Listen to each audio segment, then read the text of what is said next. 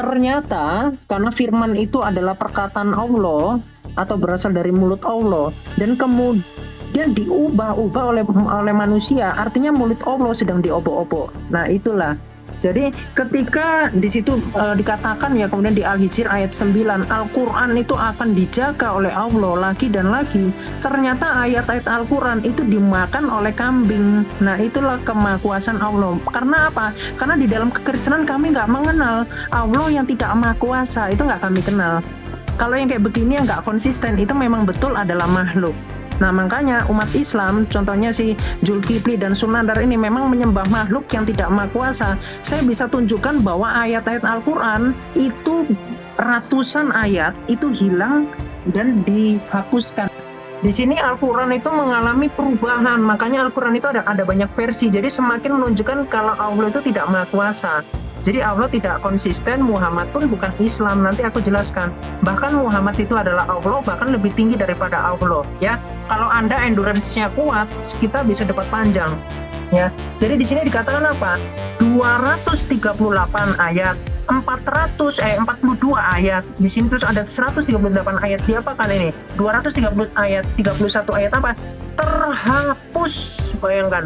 Ayat-ayat Al-Quran dihapus. Kenapa? Karena ayat Al-Quran itu acak-acakan. Itulah. Jadi ketika diperlihatkan data seperti ini, Anda mau jawab apa?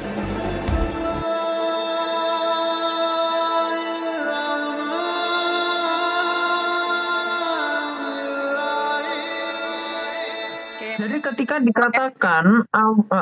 dikatakan Allah itu bukan makhluk di dalam Sahih Muslim 4793, di sini Allah menulis Taurat itu dengan tangannya. Nih. Jadi dikatakan di sini Tauratmu ini kalamnya dan menulis Taurat untukmu dengan tangannya. Nah, tangan Allah itu di sebelah kanan 2. Itu di dalam hadis Nasai, nanti bisa saya tunjukkan. Kemudian selama berapa lama di dalam 4795 itu selama 40 tahun Allah menulis gitu ya. Jadi terbukti. Silakan nanti Anda jelaskan itu. Kita mulai sekarang Bang Jonathan atau Bang Juma ya.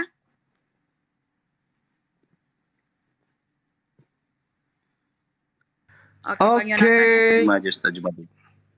Bang Juma apa Bang Jonathan? Ustaz Juma. Oke, baik. Ustaz Juma. Iya. Iya. Wait. Oke, bisa dimulai. Wait. Oke. Go. Mulai. Oke, baik. Jadi bagi saya memang tidak pernah mau berdialog dengan saudara kiamat ini ya. Kenapa? Karena pertama... Mohon maaf interupsi Ustaz Juma. Itu waktunya 4 menit. Iya. Ini saya stop ya. Karena ada ngobrol ya. 4 menit kan? Ya, 4 menit, benar. 4 menit. Lanjut. Oke, lanjut ya. Siap. Jadi dulu memang saya mau berdialog dengan anak ini, karena saya pikir beliau itu pintar, cerdas, ada ilmu. Tapi kesini, oh ternyata cuman kayak begitu. Tapi nanti saya tanggapi itu ya. Saya tanggapi dulu si Herdi. Siapa? Si Ferguson ini. Di dalam Al-Quran itu sudah sangat jelas dikatakan badi'us samawati wal ardh. Anna yakunu lahu walad walam takul lahu sahiba. Jadi sahiba itu bukan zauja. Zauja itu istri. Seperti dalam Yohanes 20 nomor 15, Yesus memanggil istrinya di dalam original teksnya. Nanti adinda saya Jonathan Nandar tampilkan Yohanes 20 nomor 15. Original teksnya di situ Yesus memanggil istri. Nah, kalau di Al-Quran sahiba itu adalah teman, ya. Sementara Allah itu sendiri. Laisa kamislihi syai'. Innani anallah la ilaha illallah la ilaha illa ana. Tidak ada Tuhan. Tuhan itu cuma satu. Jadi bagaimana mungkin dia punya teman? Bagaimana mungkin dia punya anak? Begitu caranya. Kenapa umat Islam itu susah kalian murtadkan? Karena umat Islam itu paham Al-Quran, bukan umat terjemahan. Walam takullahu sahiba. Jadi mustahil Tuhan itu punya anak, sedangkan dia itu tidak punya teman. Tidak ada Tuhan perempuan, gak ada Tuhan laki-laki, gak ada Tuhan bencong, gak ada Tuhan mati, gak ada. Tuhan itu laisa kamislihi syai'. Ya, Tuhan itu tidak serupa dengan apapun. Itu yang saudara harus pahami. Walam takullahu sahiba, bukan zauja. Kalau zauja itu sama seperti Yesus, ya. Gune atau guna atau gunaika. Bahasa Yunani itu istri. Tapi ini tidak sahiba. Maksudnya, bagaimana mungkin Tuhan itu punya turunan sementara Tuhan itu tidak memiliki teman. Tuhan itu cuma sendiri. Berdiri sendiri dia. Lam yalid wa lam yulad. Itu ya, terbantahkan di situ. Sementara Tuhanmu yang adalah Yesus itu memanggil istri. Meskipun Lembaga Lain Indonesia mengaburkan itu. Kemudian, kalau Anda menyamakan Allah kami itu adalah makhluk, berarti Anda ingin menyamakan Tuhan Anda dengan Allah. Karena Tuhan Anda itu adalah makhluk. Tuhan Anda itu zat. Zat padat, zat cair, zat gas, ya. Itu Tuhan Anda. Jangan Anda mau menyamakan Tuhan kami dengan Tuhan Anda. Anda mengatakan Allah itu makhluk, harus makhluk, ya, supaya sama seperti Yesus gitu. Enggak. Jangan Anda katakan itu. Nah, sekarang kenapa saya nggak mau berdebat dengan saudara-saudara kiamat ini? Ilmunya nggak ada. Dia cuma modal terjemah. Dia gunakan terjemahan gini, yang lucu gitu ya. Satu aja untuk meruntuhkan dia. Tapi ini udah sering saya lakukan sih. Makanya saya malas. Allah Subhanahu wa taala ketika Rasul Muhammad sallallahu alaihi wasallam itu bersabda, dikatakan apa? Allah Azza wa Jalla menciptakan Adam seperti wujudnya. Kalau umat Islam ngerti. Tapi kalau umat terjemahan seketika terbahak-bahak ini, wah, ternyata Adam itu sama seperti wujud Allah. Tidak seperti itu, Bung. Wujud itu bahasa Arab. Sementara di dalam hadisnya original teksnya tidak dikatakan wujud, tapi dikatakan surah. Oke? Di situ dikatakan surah arti. Habis, waktu habis. Oh, Masya Allah.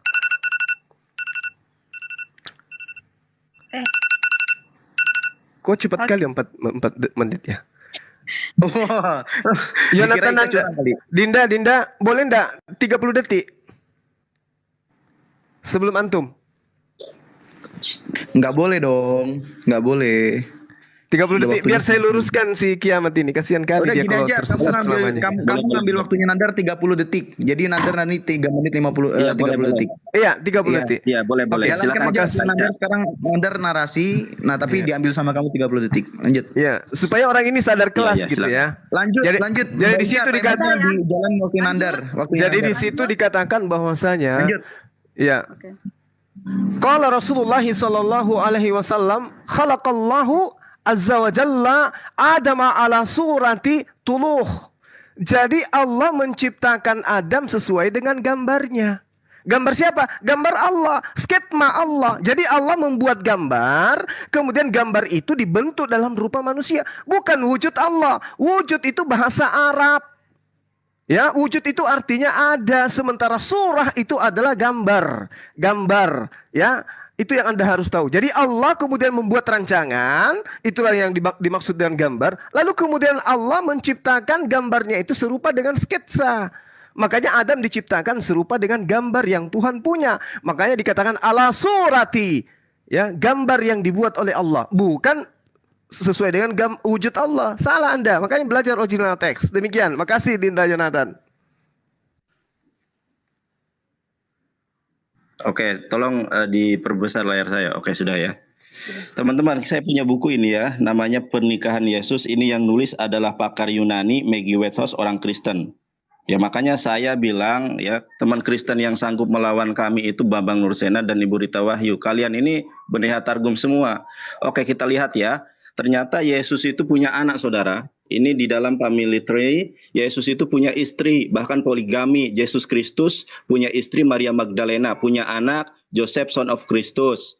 Kemudian Yesus Justus di dalam kitab Kolose 4 ayat 11. Kemudian anak yang bungsu Tamar, daughter of Christus. Ini data dari ini ya, nih screenshot ya, data dari gospel itu sendiri ya. Kemudian saudara lihat di sini. Ya. Mana sebentar. Nah, sebentar tuh. Yesus Kristus the Mesias, Yeshua or Jesus of Nazareth, married dengan Maria Magdalena dan Kana. Jadi Yesus itu poligami, istrinya 2. Mana ada Tuhan Bani Israel poligami. Makanya saya katakan tadi, kalau Yesus itu adalah makhluk ciptaan Tuhan, itu bukan penghujatan loh ya. Ini datanya, screenshot, tampol ke mukanya Pak Bambang atau Ibu Rita Wahyu, bener nggak? He archetes ketisios tauteo ya, bahwa Yesus itu adalah ketisios tauteo, ciptaan, ada ayatnya. Ini kitab yang kalian yakini dalam original text. Kalau nggak percaya original teks, kita lihat di dalam terjemahan, ya, Wahyu 3 ayat ke-14. Saya langsung saja, dari Amin, saksi yang setia dan benar, permulaan dari ciptaan Allah. Mana ada Tuhan itu adalah ciptaan? Bagaimana mungkin ya sesembahan orang Yahudi dengan Kristen itu sama, sedangkan orang Yahudi tidak pernah Tuhannya itu adalah ciptaan. Yang harusnya kalian sembah itu Allah, bukan ciptaan. Lalu tadi saya sudah berulang kali sampaikan ya, tapi tidak ada tanggapan yang berarti. Cermati, buka pikiran kalian secara seksama dengan waktu-waktu yang sesingkatnya. Di dalam Keluaran 20 ayat kedua, di dalam tafsir Rasag, siapa Tuhannya orang Yahudi? Innallaha rabbuka, screenshot. Tampol juga ke Bang Rusena atau Ibu Rita Wahyu, benar nggak yang saya baca? Sesungguhnya Allah itu Tuhan kamu. Orang Yahudi, Rasag, kalian tahu nggak siapa Rasag? Rabi Sadia Gaon, rabi yang otoritatif di kalangan Yahudi, mengatakan bahwa Tuhan mereka itu adalah Allah. Sekarang saya minta, tolong jawab, di mana pengakuan orang Yahudi kalau Tuhannya itu manusia yang bisa kencing, berak, dan Di mana itu? Tidak ada, tidak ada, tidak ada. Kalau Tuhannya orang Yahudi, kalau Tuhannya orang Yahudi itu Allah, ada ayatnya saudara. Tafsir Rasag Exodus 20 ayat kedua. Innallaha rabbuka alladzi akhrajtaha min balad Mesir min bait al-ubudiyah. Ada. Makanya tidak heran kalau ada orang Yahudi beribadah di masjid. Bantah dalil saya, bukan dengan terjemahan. Dor. Ya gitu ya Mbak Ica ya, narasinya ya sangat mulia ya Mbak Ica. Narasi mereka berak, kencing gitu ya narasinya. Iya. Oke. Itu jangan keluar lagi ya Bang Nandar ya. Karena itu kan kata-kata yang Nandar, Tadi yang diblokir ini dua orang yang peringatan siapa? Nandar, Zulkifli ini dua orang yang luar biasa kawan-kawan sekalian. Mulutnya itu penuh rahmat dari Allah. Ya lanjut. Oke, kita lanjut lagi ya. Oke, waktu saya ya. Nah, gini loh, si Zulkifli bilang katanya Allah menggambar sketsa, itu Ini apa saya mulai modelnya? nggak Bang? Bang Mari, Ya, saya makasih mulai. Mbak Ica. Katanya Allah menggambar sketsa. Ini pantas aja orang Islam banyak yang murtad masuk Kristen. Dia bilang Allahnya ngegambar kayak anak TK. Gimana sih konsepnya? Ini Zulkifli ini bikin Islam banyak yang murtad aja. Udah banyak yang murtad, makin banyak lagi. Bang Kiamat tolong tunjukin yang Al-An'am ayat 101 dong. Di pause dulu waktunya. Mbak Ica. Parah ini Zulkifli guys. Zulkifli bilang Allah ngegambar loh. Allahnya ngegambar kayak ikut lomba TK. Aduh, gimana sih Jul? Pantes setiap tahun banyak yang murtad. Ya nggak betah lah dibilang Allahnya ngegambar balap lomba sama anak TK. Ya. Tolong diiniin juga Bang siapa? Kata-katanya tolong di apa ya supaya tidak Lah Zulkifli yang bilang Allah menggambar kok. Iya ya sudah. Ya dia sudah Nah, di minta sini ya. ini. Ini nih, bagaimana mungkin dia punya anak sedangkan dia tidak punya istri? Tuh, Al-Quran sendiri loh yang bilang. Kalau mau bantah ya kayak kamu muntah ke Nandar, itu kamu bantah sama terjemahannya, jangan sama kitanya. Bantah itu sama Islam yang menerjemahkan. Kok bisa bilang Allah itu punya apa nggak punya istri? Nah, kalau kalian bilang Tuhan Yesus itu nikah, kebalik. Justru Allah itu yang punya istri dan punya anak. Bang Kiamat tolong tunjukin dalilnya. Tadi An-Najm ayat 19 sampai 21, ayat 19 sampai 20 di pause dulu. Baik. Ya. Nah ini ya menurut pagan Quraisy Allah punya 3 anak perempuan, Al-Manat, Al-Uzza dan Lata. Ini kalian mau bilang apa? Allah nikah atau jina? Gitu loh. Dia punya anak nih, Allah punya anak nih. Hasil pernikahan dia dengan dewi-dewi bulan. Gitu loh. Karena Allah itu sesembahan pagan, kawin. Kalau kalian bilang Allah itu nggak nikah tapi punya anak, terus kalian mau bilang apa? Allah berzina. Berzina kumpul kebo sampai punya anak gitu kan nggak mungkin. Jangan menghina Allah lah. Kalian itu suka menghina Allah, nuduhnya ke kita. Kalian itu nggak punya ilmu. Kalau ngomong suka asal-asalan. Ngomong tentang Alkitab asal-asalan, ngomong tentang Al-Quran juga asal-asalan. Tapi nggak terima. Giliran kita lucutin ajaran kalian. Malah kalian kabur-kaburan. Malah bilangnya menghujat. Nah ternyata udah kebantah. Allah itu bukan Tuhannya Musa. Nah sekarang kalian kabur, mau melarikan Tuhan Yesus nikah. Ternyata terbantah lagi, Allah berkelamin laki-laki dan Allah menikah. Al-Ikhlas ayat 3, Allah tidak beranak. Kenapa Allah nggak beranak? Karena Allah itu berkelamin laki-laki, makanya dia nggak bisa brojolin bayi. Bukan saya mau maksa Allah itu makhluk, memang Allah itu makhluk kata Al-Quran, bukan kata saya bos. Nah Bang Kiamat tolong tunjukin Sunan Abu Daud 3710. Makasih ya Bang Kiamat, di pause dulu waktunya. Sunan Abu Daud 3710. Sunan, wih masih 2 menit lumayan, alhamdulillah. Sunan Abu Daud 3710. Scroll sampai ke bawah, tidaklah datang kiamat sampai sebagian umatku menyembah berhala. Nah itu Bang Kiamat, bawa lagi. Ya. Ya, tidak akan datang kiamat sampai sebagian dari umatku menjadi musyrik dan menyembah berhala. Nah itu, Allah kalian aja memastikan bahwa Islam itu penyembah berhala dan musyrik. Itu sebagiannya. Gimana dengan nasib sebagian Islam? Oke lah kalau 1,8 miliar itu ada kira-kira 600 sampai 800 yang sesat, 900 yang sesat, 900 juta. Nah Bang Kemat tolong tunjukin hadis Ibnu Majah 4010. Ibnu Majah 4010. 4010 4010 Ibnu Majah. Nah, ini nasib sebagian Islam ya. Nah, di sini Muhammad berkata, sungguh sebagian umatku yang sebagiannya lagi sudah menyembah berhala, ini sisa sebagian akan meminum hamer dan mereka menamai dengan selain namanya, akan bernyanyi dengan para biduan disertai dengan alat musik, dan Allah menutupi kehidupan mereka dan menjadikan mereka monyet dan babi. Itu loh nasib kalian. Nasib kalian tuh jadi musyrik kalau nggak jadi babi. Nah itu. Malik minta tolong kata-katanya. Itu hadisnya jelas. Iya, tapi tolong. Loh itu hadisnya bilang kera dan babi, memang benar kera dan babi.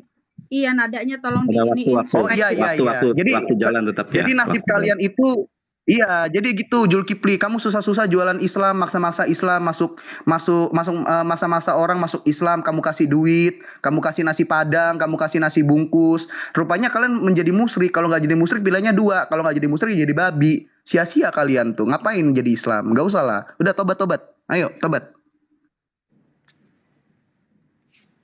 Oke, selesai. Sudah ya. Masih ada 7 detik bentar ya.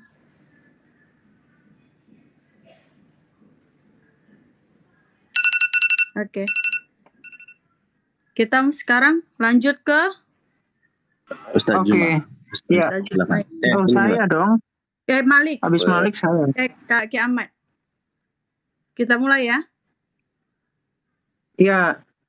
Jadi begini ya, tadi si Julkipli mengatakan ini ya, Allah itu bukan makhluk, tetapi dia tidak bisa menjawab ketika di sini dikatakan di hadis Muslim 4793, di sini hadisnya sahih ya bro ya, sahih ya. Anda mesti belajar lagi. Jadi jangan bilang kelas saya tidak seperti kelasmu dan seterusnya, tapi Anda sendiri nggak paham apa-apa tentang kaidah Islam, ya. Jangan nanti saya tunjukkan keilmuan Anda itu kosong di sini ya. Hati-hati mulut Anda. Ya, di sini Allah menulis Taurat itu dengan tangannya. Tangan apa di sini? Tangan apa? Tangan kiri. Salah, tangan kanan. Jadi tangan Allah itu dua-duanya kanan. Karena Allah adalah makhluk. Tadi kan udah dijelaskan, Allah itu laki-laki. Berkelamin laki-laki. Ya. Dan juga kalau saya tunjukkan lagi nih hadisnya, hadis sahih juga ini ya. Jadi saya nggak level dengan hadis doif. Ya, di sini hadisnya sahih Anda baca. Jadi Anda kalau menjelaskan Islam harus dengan kaidah Islam. Jangan Anda kabur-kaburan karena saya tahu kaidah Islam itu ada yang mengatakan kalau Allah adalah makhluk. Ya. Jadi di sini dikatakan apa? Allah menulis Taurat selama 40 tahun. Ya silakan, ini agak buram ya. Jadi Allah menulis Taurat itu selama 40 tahun. Dan di dalam Al-Maidah ayat 13, ternyata karena firman itu adalah perkataan Allah atau berasal dari mulut Allah, dan kemudian diubah-ubah oleh manusia, artinya mulut Allah sedang diobok-obok. Nah itulah.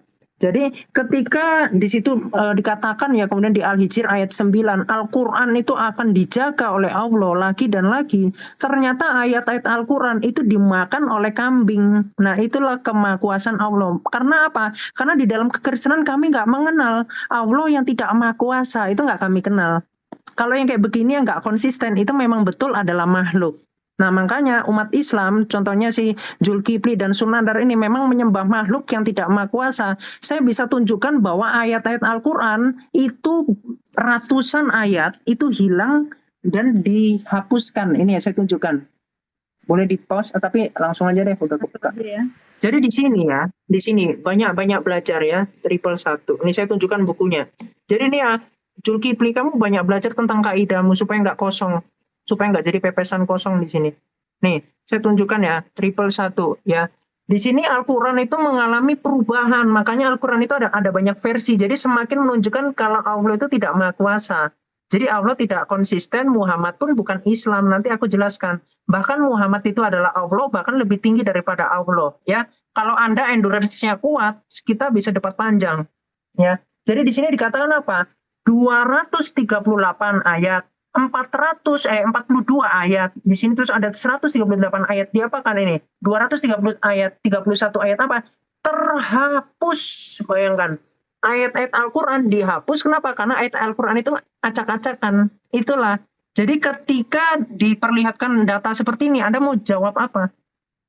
Jadi terlihat ya. Karena apa? Karena di dalam hadis Ahmad 22350, di situ Muhammad itu diutus untuk umat yang buta huruf. Tetapi dikatakan di dalam Al-Quran untuk seluruh alam. Jadi untuk seluruh alam yang spesifiknya apa? Umat yang buta huruf, wanita, anak-anak, dan orang tua renta. Itu Anda baca hadis Ahmad 22350. Ya. Kemudian di dalam hadis Nasai yang tadi saya tunjukkan, Nasai volume 6 buku 49 hadis nomor 5381. Di situ Allah itu makhluk yang tadi saya bilang menulis Taurat dengan tangannya. Itu dengan apa? Tangan kanannya. Jadi tangan Allah itu ada dua di sebelah kanan, dan Allah itu berdiri di atas kursi di arsy, dan setiap 1/3 malam Allah turun. Ya, silakan.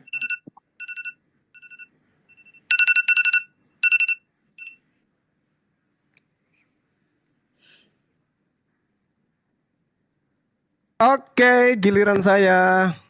Ya, jadi ya beginilah kalau umat terjemahan ya. Allah menulis, Allah Mulai, Bang. berkata, Allah melihat, Allah memberi, dan seterusnya. Allah mensifati dirinya agar diketahui oleh makhluknya. Allah melihat, melihat dengan apa? Manusia memahaminya mata. Orang menulis, manusia mensifatinya apa? Dengan tangan. Allah berfirman, manusia bersifatinya dengan berkata. Demikianlah Allah menerangkan dirinya. Tapi Allah laisa kamislihi syai. Menulisnya Allah tidak sama menulisnya makhluk. Melihatnya Allah tidak sama melihatnya makhluk. Anda belajar dululah kaidah. Ya, Anda harus belajar kaidah. Lalu kemudian Anda mengatakan bahwa Al-Quran itu dimakan kambing. Firman dimakan kambing. Ya nggak apa-apa firman dimakan kambing. Asal jangan firman dibunuh manusia. Firman yang Anda maksud itu adalah lembaran-lembaran, tulisan-tulisan. Tetapi pada hakikatnya umat Islam ada original teksnya. Semua umat Islam itu tahu kitab sucinya. Jutaan manusia menghafal Quran. Lah kitabmu, membacanya aja kamu nggak sanggup. Coba kamu baca kitab yang Anda ambil dari Yahudi. Bisa kamu baca? Wah, bisa. Yang dari Yunani bisa kamu baca? Wah, bisa. Lalu kamu bisa apa? Jadi kamu nggak usah bawa narasi seperti itu. Karena yang sedang kita bahas ini adalah Tuhannya Nabi Musa. Apakah sama dengan Tuhannya Kristen? Yang mohon maaf disunat pada hari ke-8. Sebelum dia disalib, dia ditampar. Dia diludahi. Dia diseret. Apakah sama? Ya tidak sama. Kalau kami Tuhannya jelas. Tuhan menulis 2 loh batu. Allah Anda katakan menulis Taurat. Ya sama berarti. Yesus menulis Taurat gak? Tidak. Jelas itu ya.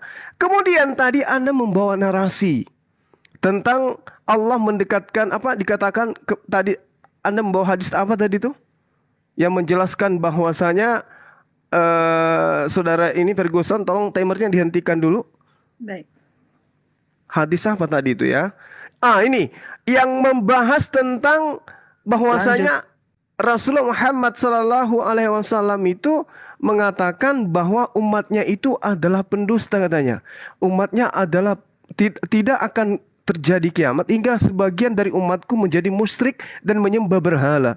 Artinya sekarang ini bukan penyembah berhala. Kenapa? Karena dalil itu mengatakan jumlah mereka 30 orang. Dan semuanya mengaku nabi. Itu nanti di akhir zaman. Wa innahu sayakunu fi ummati kazzabu thalathuna kulluhum yas'umu annahu nabiyyu. Mereka mengaku nabi. Apakah di Islam sekarang ada yang mengaku nabi? Nggak ada. Makanya belajar Islam itu harus benar-benar pada kaidah yang sebenarnya. Wa iza wudi'a as-saifu fi ummati lam yurfa anha ila yaumil qiyamah. Ketika mendekati kiamat, umatku ada 30 orang yang kemudian menyesatkan manusia, mengaku nabi. Wala taqumus sa'ah hatta talhaka kabailu min ummati bil musyrikina wa hatta ta'buda kabailu min ummatil autha. Jadi belajar Islam itu harus pada kaidah yang sebenarnya dong. Jangan malu-maluin. Ini si kiamat juga kayak gitu. Jadi udahlah ya, kalian tidak akan pernah bisa lolos. Kemudian tadi saya masih ingat si kiamat ini, anak kecil ini ya, yang tidak ngerti apa-apa tentang Islam. Oh, Tuhannya umat Islam itu katanya ke bumi. Ya, saya mohon maaf dengan kata-kata halus saya katakan, nenek lu kiper. Kullu laila ila sama'id dunya. Dia di langit, langit bumi, bukan di bumi seperti Tuhanmu. Di kandang binatang, keluar di sana, disunat pada hari ke-8. Jangan kau samakan. Tadi kan di awal saya sudah menjelaskan kepada saudara, badi'us samawati wal ar anna yakunu lahu walada, dan seterusnya ya. Belajar lagi ya. Belajar kiamat, belajar.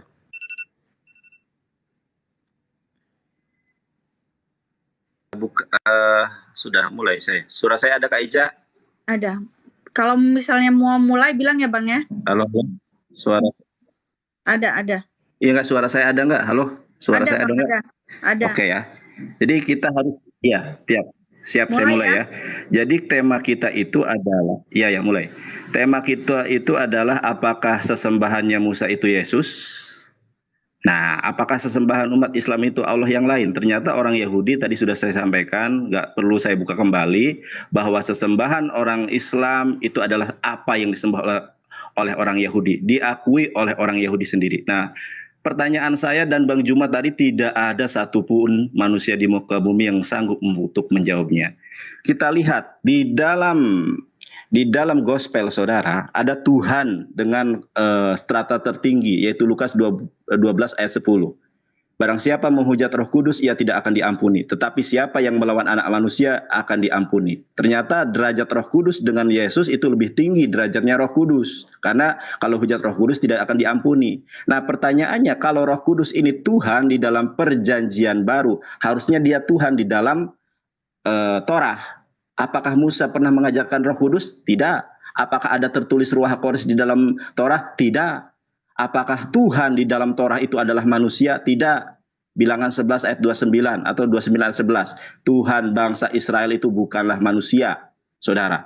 Nah, sedangkan Tuhannya Kristen itu adalah manusia. Bahkan dia menikah, ya. Itu datanya. Saya berani mempertanggungjawabkan data ini. Ada bukunya dari Kristen itu sendiri. Punya 3 anak. Yang bilang bukan orang Islam. Lalu yang berikutnya adalah bahwa sesembahan orang Kristen itu adalah ciptaan. Itu juga dalilnya dari kitab Kristen, Wahyu 3 ayat 14. Makanya belajar Ibrani dan Yunani. Dari tadi saya tidak ada sanggahan yang berarti loh. Wahyu 3 ayat ke-14, ciptaan Allah.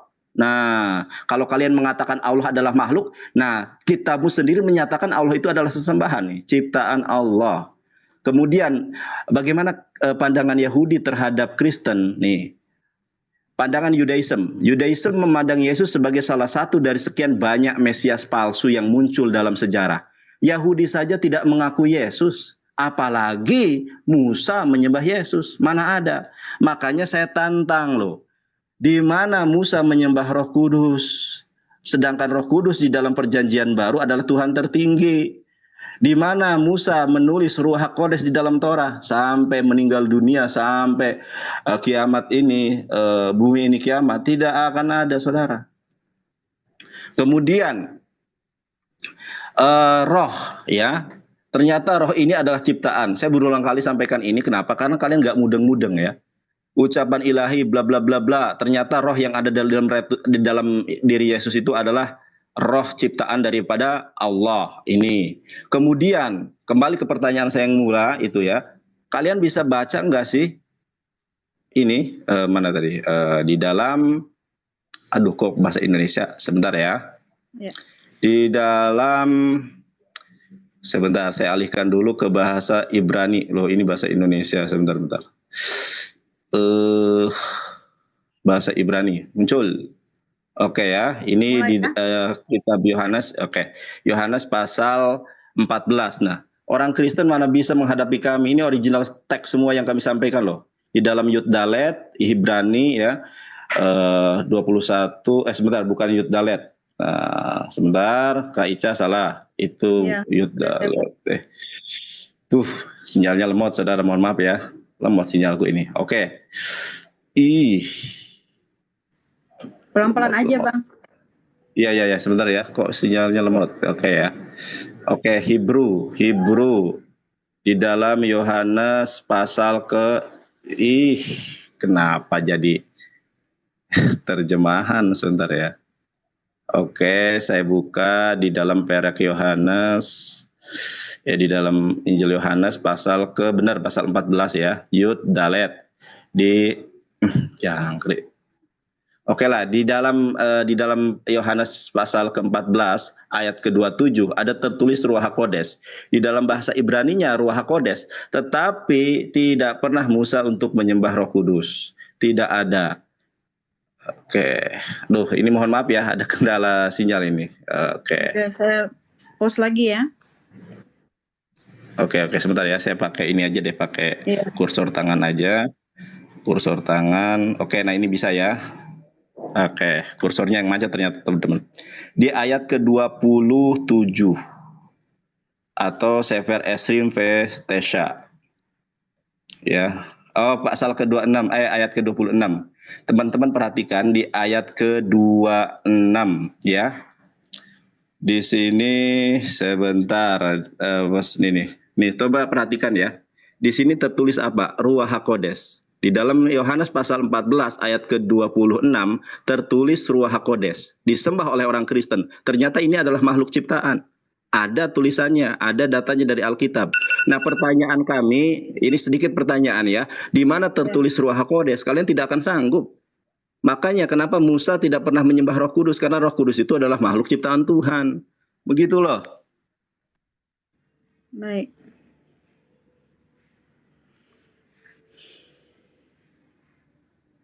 Kalau misalkan sudah mau mulai, mulai ya Bang Kiamat. Di sini tadi Pak Malik ya. Kalau misalkan ada Pak Malik mau naik lagi ya Pak Malik. Soalnya tadi saya lihat tidak ada lagi gitu. Mungkin baterainya atau apa gitu, nggak tahu saya. Mungkin baterainya lowbat atau bisa jadi lowbat kali ya. Kena report tadi. Kena report ya? Iya dia komen tadi di bawah. Oh, kena report? Iya. Oh, Pan. Oke, ini Bang mau Bang Mozart dulu atau aku nih? Bang Mozart dulu apa Bang Kiamat? Terserah. Ya, 9 orang Kristen pun kita hadapi. Ya, saudara-saudara. Udah banyak ngomong, diam dulu, Sunadar. Bang Mozart. Silakan Bang Kiamat aja dulu, nggak apa-apa. Oke. Kalau mulai bilang ya Bang. Ya, jadi terlihat kalau Sunandar ini nggak konsisten. Dia pertama dia menggunakan original teks, tapi setelah itu dia menggunakan terjemahan. Nah, inilah tukang benih-benih dari penipuan, karena memang Islam itu diajarkan untuk menipu, untuk berbohong. Nanti saya bisa tunjukkan dalilnya, ya. Jadi di dalam Zakaria 12 ayat 1, nih ya, di dalam Wayosek ini, di sini dikatakan foundation dibentuk atau ditaruh. Ini ya, saya tunjukkan di dalam strongnya, ya. Jadi di sini fix, ditetapkan. Jadi bukan ciptaan. Nah, kalau Anda mau mendebati di dalam Wahyu 3 ayat 14, ini pun bahasa Indonesia Anda nggak lulus. Ini ya, Anda tadi sengaja nunjukin kalimat terakhir untuk menipu ciptaan Allah. Anda cuma nunjukin begini doang. Itulah benih-benih penipuan di sini. Tapi saya nggak seperti Islam-Islam lainnya. Jadi kalau orang Kristen itu, karena memang 65,4% orang Kristen itu peraih Nobel. Jadi orang Kristen itu adalah mayoritas. Orang Kristen itu orang cerdas-cerdas, termasuk TikTok yang Anda pakai ini dibuat oleh orang Kristen, gitu ya. Jadi kita nggak bodoh, ya. Jadi di sini kalimat gini, inilah firman dari Amin. Ini adalah Yesus Kristus ya. Dia kan adalah firman, saksi yang setia dan benar, permulaan dari. Jadi kita mesti tahu, misalkan 3 lebih besar dari 1. Artinya 3 itu punya kedudukan sendiri, 1 punya kedudukan sendiri. Itu logika yang harus Anda miliki. Kalau otak Anda masih tauhid setara dengan iblis, maka otak Anda nggak nyampe. Di sini permulaan, arti permulaan itu Yesus Kristus adalah permulaan yang dibedakan dari apa? Ciptaan Allah. Bahasa sederhana ini nggak bisa Anda pahami dan Anda mau tipu-tipu di sini. Memang kelihatan kalau Islam itu adalah ajaran untuk menipu, gitu ya. Nah, kemudian boleh di-pause. Oke. Bentar ya, aku bukakan hadits. Oke ya, ini Quran dulu aja. Nah, di dalam surah 16 ya, di dalam An-Nahl ayat 123. Nih ya, di sini dikatakan apa? Dikatakan kemudian kami wahyukan kepadamu Muhammad, ikutilah agama Ibrahim yang lurus. Jadi agama Ibrahim tadi di dalam Imamat 26 ayat 1 nggak boleh menyembah berhala, misalkan batu gitu, nggak boleh. Kayak batu Hajar Aswad itu bukan ajaran Ibrahim tuh, bukan ajaran Abraham. Jadi jelas Allahnya beda. Karena itu sesembahan. Jadi sesembahannya antara orang Kristen dalam Alkitab dengan Arab itu berbeda. Kalau Arab itu pagan. Kenapa? Karena Muhammad pagan. Saya bisa tunjukkan Muhammad pagan. Nih ya, saya tunjukkan dalilnya. Boleh di pause bentar, saya bukakan hadits. Oke, baik.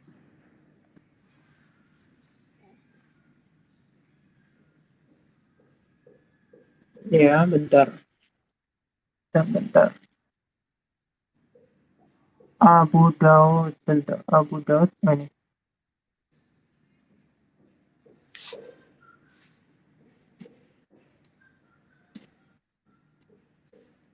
Oke, jadi saya tadi seperti yang saya bilang, Muhammad itu bukan Islam, tapi Muhammad itu pagan. Ini akan kita buktikan sama-sama dengan teks yang sangat jelas di sini. Jadi di dalam hadits Sunan Abu Daud, hadis sahih ya, 3627. Silakan Anda duduk manis, Anda baca ya. Muhammad bersabda, Jibril datang menemuiku dan berkata, tadi malam aku datang untuk menemuimu, dan tidak ada yang menghalangiku. Jadi nggak ada yang menghalanginya untuk masuk. Kecuali apa? Patung yang ada di atas pintu. No, Muhammad nyimpen patung. Di zaman Islam atau pra-Islam, patung itu bukan patung patung simpenan untuk hiasan, bukan. Tapi semua umat Islam yang belajar tentang pra-Islam, yang belajar tentang Islam tahu kalau ajaran Ibrahim itu tidak boleh menyimpan patung. Artinya apa? Muhammad itu pagan. Itulah yang menghalangi Jibril masuk. Ini terbukti ya dengan kaidahnya sendiri. Kenapa? Karena di dalam Quran, ini saya tunjukkan di dalam Quran surah 93, boleh di-pause bentar? Baik. 4 detik lagi ya. Ya, bentar ya. Nah ini, jadi Muhammad itu didapati sebagai seorang yang bingung. Dan dia itu diberi petunjuk. Jadi Muhammad ini adalah pagan gitu. Makanya ajarannya itu ajaran pagan. Silakan. Iya, Kak Ica, Kiamat di atas saja biar saya minta Pak Kiamat bantu buka data Pak, Kak. Ya, sebelum waktu berjalan Pak Kiamat langsung aja di Kejadian 6 ayat 3. Minta tolong Pak Kiamat ya. Ya, Kejadian 6 ayat 3. Kejadian 6 ayat yang ketiga. Oke. Berfirmanlah Tuhan, Rohku tidak akan selama-lamanya tinggal di dalam manusia. Kembali lagi saya katakan, cara kerja Roh Kudus adalah Roh Tuhan yang diutus tinggal di dalam diri manusia. ini di dalam Taurat. Lalu Pak Nandan mengatakan mana tulisan Roh Kudus? Itu jelas ditulis Roh Allah. Allah ya pasti kudus. Kecuali bukan Allah ya tidak kudus. Nah, jadi narasi bahwa Roh Kudus tidak ada di dalam Perjanjian Lama itu hanya asumsi Bang Nandar semata. Nah, saya akan buktikan bahwa Allah yang Musa sembah adalah Yesus. Sama dengan Yesus. Pertama kita buka dulu Pak Kiamat, minta tolong di pause Bu waktunya. Baik. Di Yesaya 12 ayat 2 dan 3 Pak Kiamat. Oke, bentar.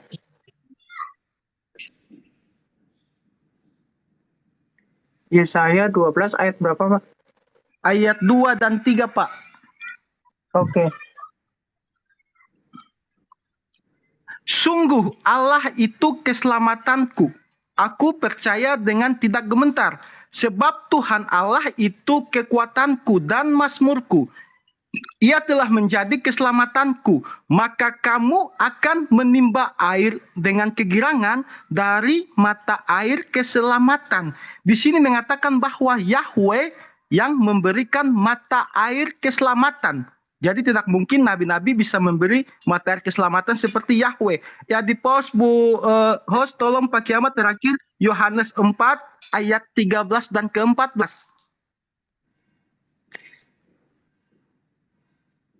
Yohanes 4. Yohanes 4 ayat 13 dan ayat ke-14.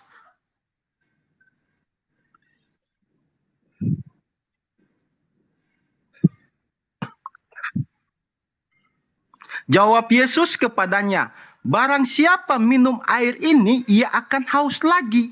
Barang siapa minum air yang kuberikan kepadanya, ia tidak akan haus untuk selama-lamanya. Sebaliknya, air yang akan kuberikan kepadanya akan menjadi mata air di dalam dirinya yang terus-menerus memancar sampai kepada hidup yang kekal. Dalam Perjanjian Lama hanya Yahweh yang dapat memberikan mata air keselamatan. Dalam Perjanjian Baru Yesus pun dapat memberikan mata air keselamatan. Lalu apakah Musa mengenal Yesus dalam Perjanjian Lama? Oh jelas. Dalam Keluaran 6 ayat 2 Yahweh berkata kepada Musa, aku telah menampakkan diri kepada Abraham, Ishak dan Yakub sebagai Allah yang Maha Kuasa. Tetapi dengan namaku Tuhan, aku belum menyatakannya. Dengan namanya Sang Penguasa, dia belum menyatakannya. Nah, kapan dia menyatakannya? Dalam Daniel 7 ayat 13 sampai ke 14. Sisa waktu saya sisa berapa Bu? Biar Pak Kiamat bisa bantu. 1 menit 34. Ya Pak Kiamat minta tolong Daniel 7 ayat 13 dan ayat ke-14. Oke. Ntar ya di pause dulu.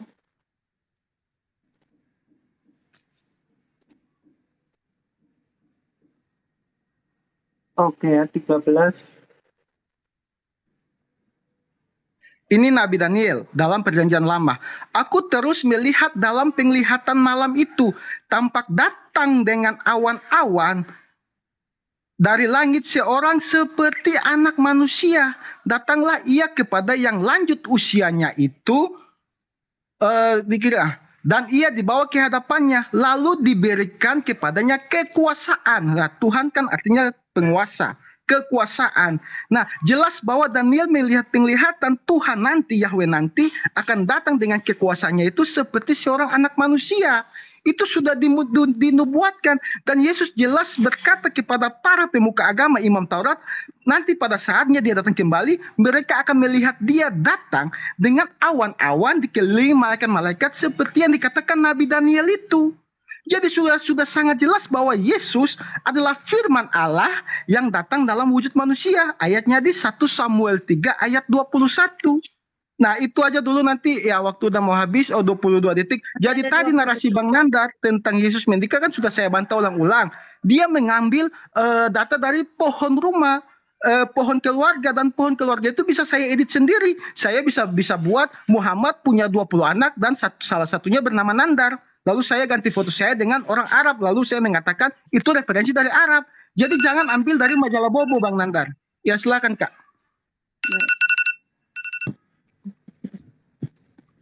Kalau mulai bilang ya Bang Juma. Oke. Jadi Bung, kalau Anda mengatakan Yesus itu firman Allah, di Islam juga disebut kalimatullah, rahullah. Tidak ada masalah. Yang masalah ini Tuhannya Musa apakah dilahirkan Maria? Gitu Kita mulai, dong. Bang. Iya. Udah. Suara saya nggak kedengaran ya? Iya. Kamu mengatakan firman Tuhan Yesus itu. Ya memang betul. Yesus itu adalah kalimatullah. Artinya apa? Yesus itu ada berkat keinginan, kehendak, cipta dari Allah. Makanya dia menciptakan Yesus. Yang Anda harus bahas di sini adalah Tuhan yang disembah Nabi Musa, yang murkanya menyala-nyala, yang membasmi pemakan babi di dalam Yesaya 66.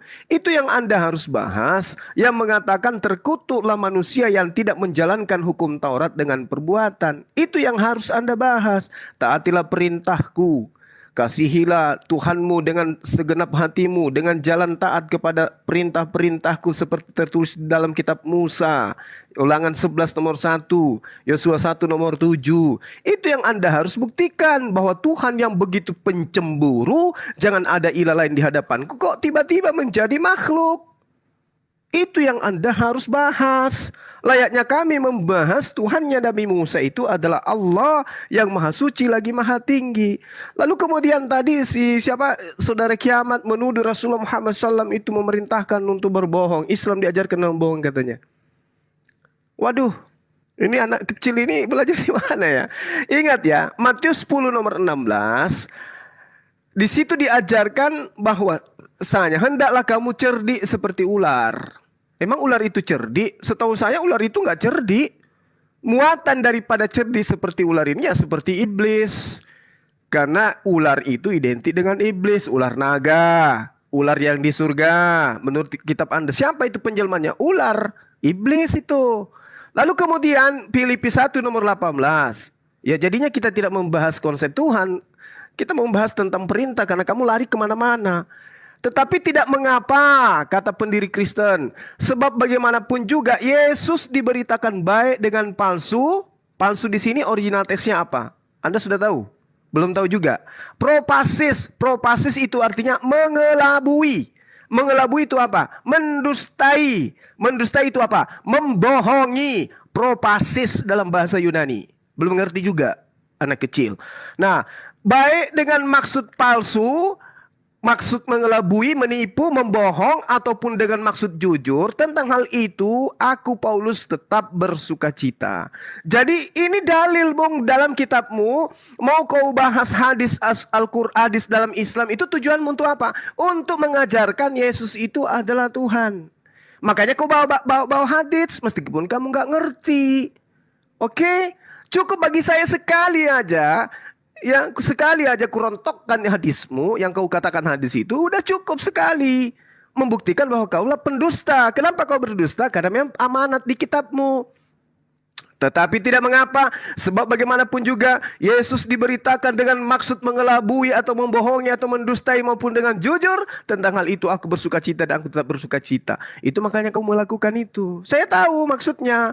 Lalu kemudian ya, ketika Anda membawa hadis katanya, dalam hadis ini hadis ono, bahwa Nabi Muhammad SAW itu diceritakan menyimpan patung dan seterusnya. Bung, hadits qudsi jelas mengatakan bahwasanya dan tiada seorang yang lebih zalim daripada orang yang bermaksud menciptakan ciptaan seperti ciptaanku.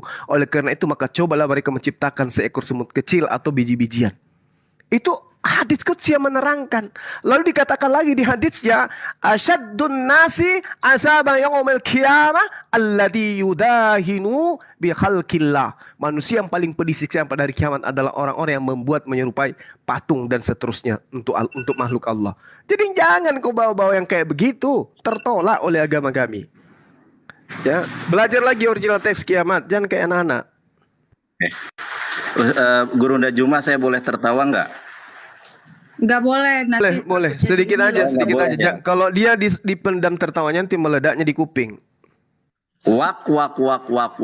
Oke. Aku mau tanya nih sama Ki Ahmad ya. Kamu bisa baca Ibrani atau tidak? Kalau tidak bisa saya ajarin. Karena tadi kamu menyampaikan data yang salah loh. Sekarang saya mau bertanya. Kamu tadi menerjemahkan yang ini atau yang ini? Menerjemahkan yang ini atau yang ini?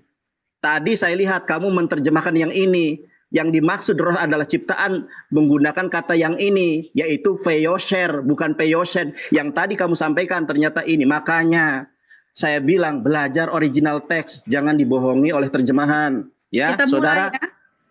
Oke. Mbak Kak Ica, terima kasih ya. Jadi Siki Ahmad tadi salah menerjemahkan. Yang dia terjemahkan adalah Veyoshed, dengan dia tidak mampu untuk membaca. Kalau evangelis baca Yunani bisa, baca Ibrani bisa.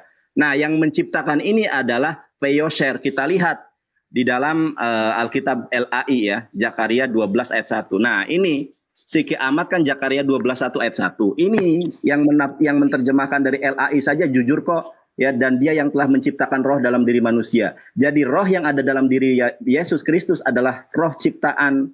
Tapi dia keliru karena dia nggak bisa baca Ibrani. Dia mengatakan itu meletakkan dengan kata-kata ini. Ya, kita buka nih apa kata-kata meletakkan itu, menempatkan. Nah, menempatkan itu di sini apa? Payoshed ya. Yosed dalam bahasa Ibrani 03245. Kalau menciptakan bukan payoshed. Ki Ahmad, Mbak Ahmad, ini orang Malang Mbak Ahmad ini ya. Kita lihat di dalam, sebentar kita kembali. Nah, kita kembali nih, menciptakan ya. Ini LAI saja sudah jujur kok, tuh ya. Ini menggunakan kata Payosher dalam original teksnya. Dor, makanya saya pengen tertawa tadi. Kemudian tadi bilang kamu ayat palsu. Kita lihat nih ayat palsu ya. Markus 15:28. Ini tentang Yesus disalib, padahal Yesus diserupakan, saudara. Dibuatlah ayat palsu. Loh, Nandar, kamu menghujat itu ayat palsu. Ini dari LAI loh. Kita lihat lah ya. Saya orang hukum, saya siap untuk dituntut kalau misalnya saya menafsirkan sendiri ya. Alkitab Sada dari LAI, tafsiran. Markus 15:28. Benar nggak itu ayat asli? Ternyata itu ayat tidak asli. Wah, evangelis, yang dirubah itu terjemahan. Coba lihat di dalam kodeksnya. Saya lihatkan kodeks tertua tahun 360,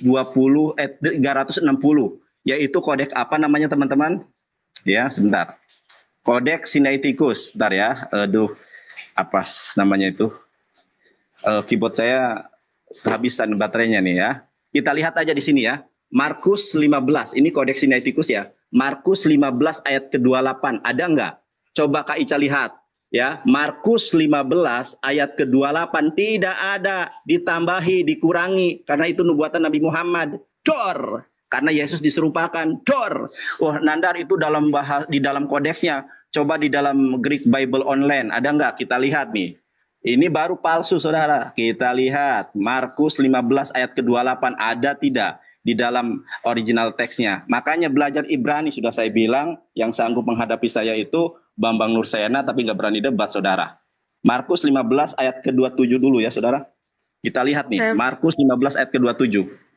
Ada ayatnya ya, ada ayatnya. Kai sun hauto setaurosin duo lestas ena ex desion kai ena es you numon hauto. Coba kita rubah jadi ayat 28. Ada nggak ayat 28? Ini baru data, saudara. Dor. Kosong ya, Markus 15 ayat 28 kosong. Lalu dari mana LAI menambahkan Alkitab, saudara-saudari yang terkasih? Makanya LAI sendiri mengatakan itu Markus tidak asli. Kalau tidak asli sinonimnya apa? Palsu. Nah, tadi temanya saudara-saudari yang terkasih sangat jelas ya. Ada enggak apa namanya itu Musa menyembah Roh Kudus? Sampai kiamat pun tidak akan ada. Ya, di dalam Torah Musa menyembah Roh Kudus. Kenapa? Karena Yesus itu menikah, punya anak. Anaknya 3, istrinya 2, Maria Magdalene, Kana. Ini datanya dari Injil sendiri, screenshot, tampol muka para ini, bukan dari ini, dan orang Kristen ini. Tuh bule di sini, ya. Datanya jelas kok ini. Nih, Anda screenshot, tampol para pendeta. Nah, ini baru, ini ngomong palsu apa tapi nggak bisa original teks. Habis gitu salah juga. Kemudian kita lihat ya, tadi ngomong dia Wahyu 3 ayat ke-14. Ayo adu baca, bisa nggak kamu? Masa kalah sama orang Islam bisa baca Yunani? Terima kasih. Dor, terimalah kebenaran, saudara. Oke, di sini kita udah waktunya kan sudah 16.55. Nah, kalau bisa sesi terakhirnya kita ambil kesimpulan ya. Ya, saya juga belum makan nih, saudara. Iya. Boleh diperbesar. Baik. Ya, Jadi begini ya, tadi saya tunjukin yang Zakaria 12 ayat 1. Entah ya, tadi saya buka yang ini atau yang ini, saya lupa. Tapi oke ya, saya bukakan yang ini. Jadi di sini dikatakan ya, 335. Di sini dikatakan membentuk. Di sini kalau kita lihat di sini ini dalam terjemahannya ya. Jadi ini bisa maknanya memang bisa banyak, tapi definisi yang ada di sini membentuk atau nanti ini membentuk atau menaruh sebenarnya untuk membentuk dan seterusnya. Makanya kalau di dalam Keluaran 2 itu kan menghembuskan. Nah, itu. Tapi nanti kalau mau lebih kritis nanti bisa lah sama yang ahlinya ini ya, kritik teks. Tapi minimal begini, ketika Anda mau menari-nari, Anda pun belum bisa menafikan pernyataan saya. Yang tadi saya tunjukkan ayat Al-Quran itu banyak yang dihapus ini. Jadi ini ya, surah 15 Al-Hijr ayat 9 itu menunjukkan kalau Allah itu tidak maha kuasa. Kenapa? Karena ratusan ayat itu hilang, dihapuskan. Nah, saya bisa menunjukkan mana yang kemudian dimakan hadits, yang dimakan kambing, yang dimakan kambing itu ada tuh di dalam hadis. Ternyata itu ayat persusuan gitu. Jadi persusuan orang dewasa. Nanti saya tunjukkan ya. Nah, kemudian ternyata Al-Quran itu ada banyak versi. Ini yang mau saya tunjukkan. Kalau Alkitab kan itu terjemahan. Jadi banyak terjemahannya. Jadi kalau Al-Quran itu banyak versi nih Anda. Anda mau berdebat sama saya tentang ini, tentang versi Al-Quran. Ya, di sini dikatakan apa? Satunya ada fa'u mengusir, satunya di fa'u membaca. Ini ada versi Wars. Kemarin sudah berdebat dengan seorang Habib. Dia fasih bahasa Arab dan dia nggak bisa menjawab ini. Kenapa? Karena saya tahu di dalam buku yang saya tadi tunjukkan memang ketika Al-Quran itu dikumpulkan mushaf-mushafnya, di situ terjadi distorsi ya. Silakan Anda kalau mau berdebat perkara ini, boleh di pause bentar. Baik. Ya, saya tunjukkan dulu. Bentar.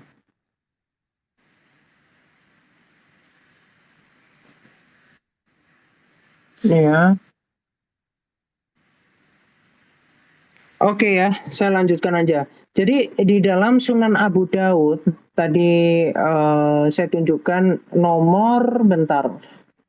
Di dalam Sunan Abu Daud, bentar ya. Tadi ketika Jibril mau bertemu dengan Muhammad, di situ kan ada patung. Nah itu belum Anda jawab. Kenapa? Karena Muhammad itu ditemui dalam keadaan yang bingung. Bahkan kalau Anda mengatakan Nur Muhammad itu yang menciptakan alam semesta, bahkan di dalam hadits qudsi dikatakan Allah itu tidak akan menciptakan dunia ini kalau bukan karena Nur Muhammad. Ya, kalau Anda tadi mengatakan di Markus 15 ayat 28 dengan mulut licin Anda mengatakan itu adalah nubuatan dari Muhammad. Buset. Apa itu narasi macam apa? Anda tiba-tiba main klaim-klaim. Nah, itu nanti kita bisa uji manuskrip. Di manuskrip mana yang ada? Karena apa? Alkitab itu terjaga dengan 26.000 manuskrip. Beda dengan Al-Quran. Yang hanya Birmingham itu cuma 2 lembar. Nah, itu kan konyol. Kitab kok dijaga dengan hafalan. Makanya ada banyak versi. Itu yang perlu Anda pahami ya. Nah, sedangkan Alkitab itu jelas ada banyak manuskrip. Nah, kemudian saya akan menunjukkan ya. Misalkan ini Muhammad ini kan sebagai ini mentaati Muhammad artinya mentaati Allah itu di dalam surah An-Nisa ya ayat 80 ya. Kemudian saya akan tunjukkan kalau Muhammad itu lebih berkuasa daripada Allah. Boleh di pause bentar? Saya bukakan hadis. Bentar ya, saya bukakan dulu. Bentar. Bahas apa? Udah diem. Oke ya, saya lanjutkan. Jadi begini, umat muslim itu tidak menyadari bahwa yang mereka sembah sebetulnya itu adalah Muhammad. Ya nanti akan saya buktikan. Kenapa? Karena di dalam hadits Sunan Nasai nomor 904, di sini ada seseorang yang sedang sholat, ya si Abu Sa'id ini. Kemudian Muhammad memanggil dia ketika sedang sholat. Kemudian apa? Abu Sa'id ini nggak menjawab dan kemudian dimarahin. Kenapa kamu tidak mendengar ketika Rasul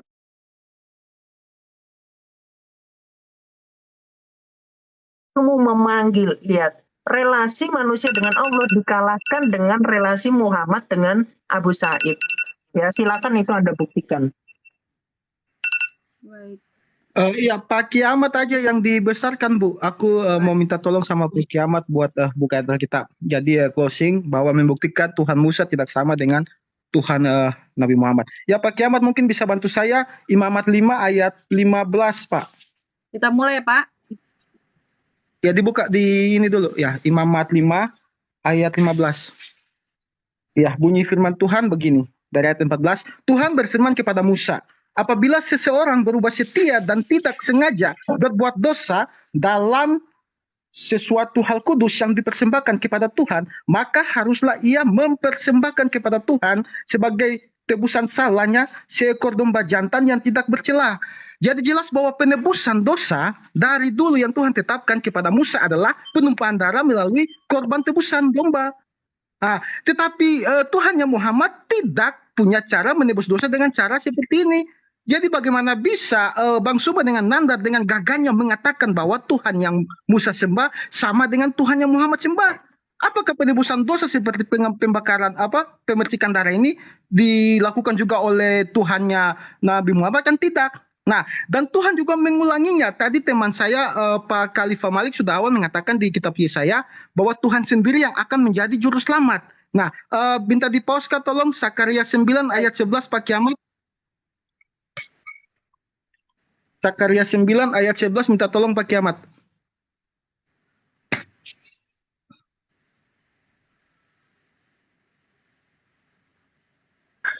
Oke. Ya, Sakaria 9 ayat 11 bunyinya, mengenai engkau, oleh karena darah perjanjianku dengan engkau, aku akan melepaskan orang-orang tahananmu dari lubang yang tidak berair. Di sini Yahweh Tuhan Musa mengatakan dengan jelas dia akan melakukan perjanjian dengan darahnya sendiri untuk menebus orang-orang Israel, untuk menebus manusia. Nah, Tuhan ini kan roh. Bagaimana mungkin dia punya darah kalau dia tidak mengambil rupa manusia? Nah, Pak Kiamat tolong di Lukas 22 ayat 20 di pause dulu waktunya, Bu, biar bisa dibuktikan.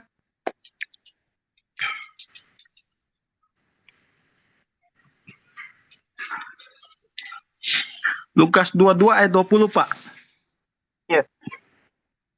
Ya, Lukas 22 ayat 20 bunyinya begini, demikian juga dibuatnya dengan cawan sesudah makan, ia berkata, cawan ini adalah darah perjanjian baru oleh darahku yang ditumpahkan bagi kamu. Ini Yesus merujuk pada kitab Sakaria 9 ayat 11 tadi. Bahwa keselamatan yang sudah Tuhan tetapkan dalam Musa harus melalui korban penebusan. Dan konsep itu tidak dikenal oleh Tuhannya Nabi Muhammad. Jadi mana mungkin Anda tidak malu mengatakan bahwa Tuhannya Nabi Muhammad masih tetap sama dengan Tuhannya Musa. Itu sudah sangat tidak masuk akal. Dan kembali kepada Nandar, di data yang Anda ambil itu data blog rumah keluarga itu, pohon keluarga, di situ ditulis dengan jelas bahwa si Yustus ini umurnya 37 tahun. Bagaimana mungkin Yustus umur 37 tahun seperti Anda bawa di kitab Alkitab, Yesus meninggal umur 33 tahun. Masa Yesus meninggal 33 tahun, anaknya lebih tua dari dia udah 37 tahun? Itu kan sama saja dengan data dari majalah Bobo. Bahkan data majalah Bobo lebih bagus dari data yang Anda berikan. Jadi sudah sajil dan dia mengutip tadi di Matius 1 ayat 16 sampai 12. Sudah saya baca tidak ada kata Yustus di situ. Matius 1 yang ada di blog tadi itu menceritakan keturunan dari Abraham, bukan keturunan Yesus Kristus. Jangan berbohong di sini dan jangan munafik, Nandar. Sudah terlalu banyak orang yang Anda bohongi. Jadi sudah sangat jelas tadi poin-poin yang Pak Kiamat, Pak Khalifah Malik dan saya bertambahkan sedikit sangat menjelaskan bahwa konsep ketuhanan yang Musa berikan beda. Nah, yang terakhir Pak Kiamat Yeremia 23 ayat 15 Pak. Kak Ica di pause dulu, ini terakhir ayatnya. Yeremia 23 ayat 15 Pak Kiamat. Bentar.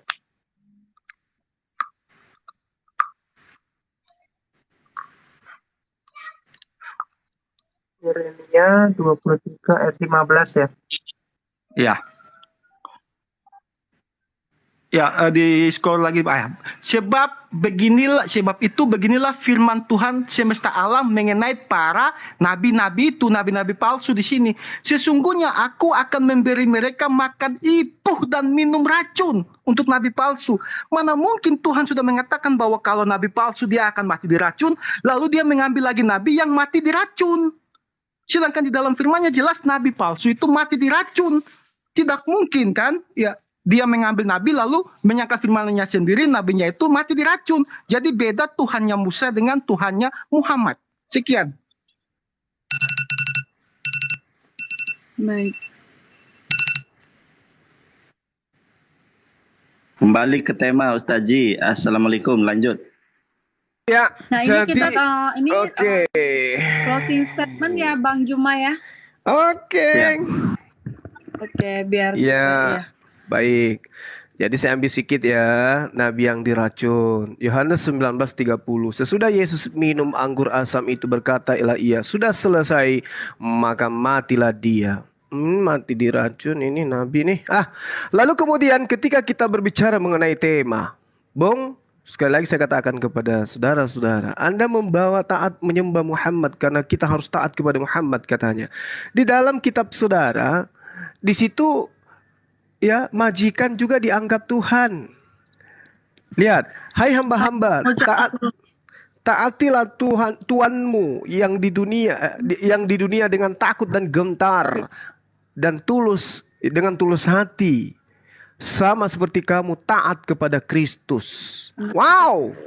Jadi kamu harus mempertuhankan majikanmu. Kata Tuhan di situ kurios, sama dengan Yesus. Kurios juga diajukan kepada Yesus. Berarti tuan-tuan dari hamba-hamba itu juga adalah Tuhan. Taatilah mereka. Taatilah Tuhanmu di dunia dengan takut dan gentar dan dengan tulus hati, sama seperti kamu taat kepada Yesus. Kalau Yesus Tuhan, maka kamu harus taat juga kepada majikan.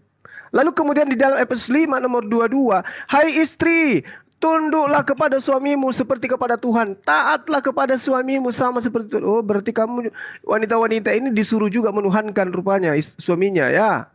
Ya, karena taat itu berarti menuhankan. Nah, Tuhan yang kami sembah, Al-Quran mengatakan, Bismillahirrahmanirrahim, kanan nasu ummatan wahida, faba'atallahu nabiyyin, mubashirina wa mubathirina, wa anzala ma'ahum kitab, bil haqqi liyahkumu bainan nas. Manusia itu adalah umat yang satu tadinya. Ya, setelah timbul perselisihan maka Allah mengutus para nabi. Allah mengutus para nabi sebagai pemberi peringatan dan Allah menurunkan bersama mereka kitab yang benar untuk memberi keputusan di antara mereka tentang perkara yang mereka perselisihkan. Jadi Allah itu adalah Tuhannya para nabi. Di dalam kitab Kejadian 17 juga dikatakan, wahai Abraham, aku akan menjadi Tuhanmu, Tuhan anak-anakmu, Tuhan keturunanmu secara turun-temurun. Yang jadi masalah ini adalah Tuhannya Kristen. Ya, Tuhannya Kristen ini yang bermasalah. Entah Tuhan dari mana ini datangnya. Kemudian ketika Anda berbicara mengenai kurban, Al-Quran mengatakan, walikulli ummatin ja'alna mansakan liyazkuru smallah ala ma razaqahum min bahimatil an'am. Dan bagi setiap umat telah kami syariatkan penyembelihan kurban agar mereka menyebut nama Allah atas rezeki yang dikaruniakan oleh Allah kepada mereka berupa hewan ternak. Memang semua nabi itu mengajarkan kurban. Tapi tidak ada satupun nabi yang mengajarkan kurbankan Tuhannya, gitu ya. Hanya di Kristen Tuhannya jadi korban. Jadi kamu harus banyak belajar supaya kamu itu paham, memahami tentang konsep ketuhanan. Lalu kemudian mengenai Al-Quranul Karim Anda bahas si anak kecil kiamat. Di Al-Quran itu menerangkan manansakh min ayatin aw nunsiha na'ti bi khairi minha aw mithliha alam ta'alam annallaha ala kulli syai'in qadir. Ayat yang kami ganti, yang kami hilangkan dari ingatan kalian, pasti kami ganti dengan yang lebih baik atau yang sebanding dengannya. Tidakkah kamu tahu bahwa Allah Maha Kuasa atas segala sesuatu? Dan itu benar adanya. Jadi kalau misalnya Allah kemudian ingin masak langsung, itu biasa dalam Islam. Yang masalah itu di kitab Anda. Coba di dalam Markus 15 nomor 28 tadi itu. Bisa enggak Anda menunjukkan original teksnya? Bisa enggak? Manuskripnya. Manuskrip dari mana yang Anda bisa dapatkan itu? Tidak akan pernah bisa Anda dapatkan. Manuskrip dari mana? Sementara kami umat Islam, meskipun seluruh manuskrip itu dihilangkan, kami ada penghafal. Sekarang coba hilangkan semua kitab kamu. Siapa yang bisa tahu Bible itu seperti apa? Nah, akan ada yang bisa tahu. Demikian. Saya mau layar tadi saya. Bang, bentar ya Bang Yonatan. Tadi Bang Mozart Ya. kena peringatan. Jadi sama tadi Bang Malik juga kena ban. Iya. Nah, jadi betul. ini kiamat saya kasih 8 menit ya Kan untuk menjelaskan sudah semua closing ini kan tadi. Kiamat sudah closing tadi. Kalau belum. kalau closing lagi closingnya ganjil kita dong. closingnya nanti kita ini kenapa? gimana? Iya, belum, jadi yang belum. pertama Oke, baik, kan baik. Islam, Siap. Islam terus yang kedua Iya. itu Kristen. Jadi sekarang ada closing ya begitu. Iya. Oh, jadi yang closing ini siapa ini sekarang? Bukannya kami menanggapi atau belum closing ini? Closing gimana sih? Tadi Iya, belum closing dong Sudah. kalau kayak gitu. Tadi kan udah dibilang ini terakhir closing gitu. Nah, Berarti- kiamat iya, Ini kita Kak Ica. pikirnya yang tadi mereka itu sudah closing, Mbak Ica. Iya, saya juga gitu Kak Ica. Kan Kak Ica sebelum mereka bernarasi itu ini closing ya. Loh, closing kok 2 kali? Dia mau ganjil Kak, jangan. Jadi tadi yang pertama narasi Anda, terus yang kedua baru kami yang Kristen. Jadi jangan Anda balik. Anda mau Loh, kok ganjil satu nggak bisa tuh. Oke, nggak Ya, apa-apa. silakan Bang Islam Jurnan. setelah itu yang Kristen yang closing. Penonton bisa menilai kok nanti siapa yang menang, siapa yang benar, siapa yang salah ya. Iya, Kak Ica, nggak usah nangis, Kak lanjut Ica. aja. Kak Ica, layar saya diperbesar Kak Ica. Ini waktu saya Baik, 5 baik. menit kan. Oke. Nih teman-teman, ini baru evangelis teman-teman ya. Coba diperbesar layar saya. Kitab Ibrani bisa baca, Yunani bisa baca ya. Jadi si Mbak Ahmad orang Malang ini mengatakan terjemahan saya ngawur katanya. Ternyata yang di dalam Zakaria ya, di dalam Alkitab itu sendiri itu menciptakan loh. Kita lihat berbagai macam versi juga di dalam Zakaria 12 ayat 1. Semuanya berbagai versi mengatakan menciptakan. Tadi dia nggak bisa Ibrani makanya salah comot. Kemudian mengenai ayat palsu ya teman-teman ya. Ini kitabnya asli ya, yang tadi itu kodeksnya. Kita lihat nih. Kita lihat di dalam Lukas. Saya tunjukkan kepada Anda Lukas 10 ayat ke-1. Di dalam terjemahan ternyata Yesus itu mengutus 70 siswa. Tetapi di dalam original teks ya, meta de tauta anede shen ho kurios eteros epo ebdome konta duo. Ternyata yang diutus Yesus itu adalah 72. Lalu terjemahan menjadi 70. Tetapi satu hal yang harus Anda ketahui ya. Ternyata penambahan itu bukan hanya di dalam terjemahan loh. Ini ternyata di dalam original teksnya ada tanda kurung. Coba Anda cari di dalam Al-Quran berbahasa Arab, tidak ada Al-Quran itu ada kurung kurawalnya. Tapi dalam original teks, ini kitabnya langsung ya. Harganya 600.000 ini dari seorang hamba Allah yang dikasih ke saya. Nah, kemudian ada lagi, kita lihat. Ya, kita lihat tadi, itu tadi sudah. Kita lihat Lukas ya. Lukas 15, tadi berapa ya? Markus ya, sorry. Berarti benar yang tadi. Mana datanya? Kak Ica mohon di ini dulu ya. Aku mau cari Baik. data tadi. Oke, siap. Aku tadi sudah tak kasih. Nggak apa-apa, sudah tak pelan-pelan kasih. aja, Bang.